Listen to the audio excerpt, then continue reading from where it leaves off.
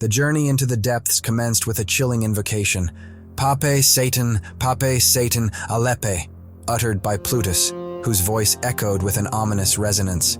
However, the wise guide by my side reassured me, urging me not to succumb to fear, assuring that no power Plutus possessed could impede our descent down the crag.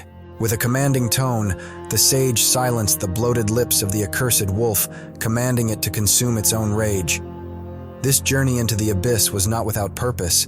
It was ordained from on high, a consequence of divine justice meted out by Michael upon the proud transgressors.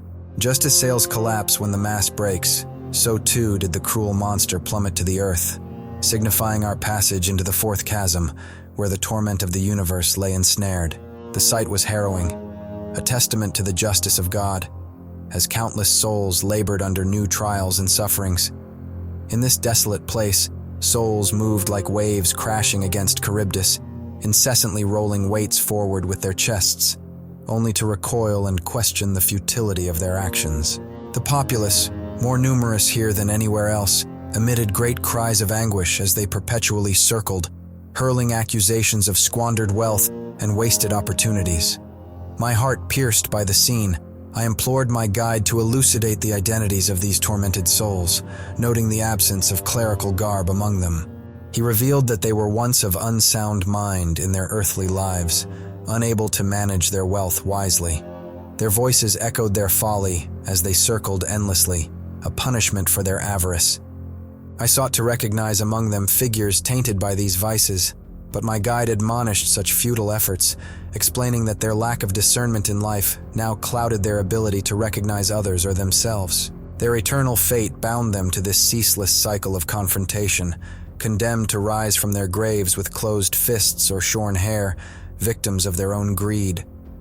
The transience of earthly riches, subject to the whims of fortune, was made painfully evident.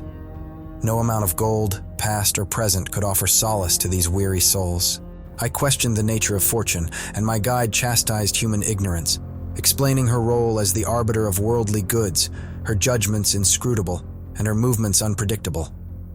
Descending further into the depths, we approached the Styx, its murky waters bubbling with souls consumed by anger. They tore at each other relentlessly, their fury unrelenting even in the afterlife. The sullen souls beneath the water lamented their former lives, now submerged in perpetual darkness, their voices choked by the mire they inhabited. Circling the foul fen, we observed the tormented souls trapped between the dry bank and the swamp, their eyes fixed on those mired in misery. Finally, we arrived at the foot of a towering edifice, another stage in our descent into the abyss.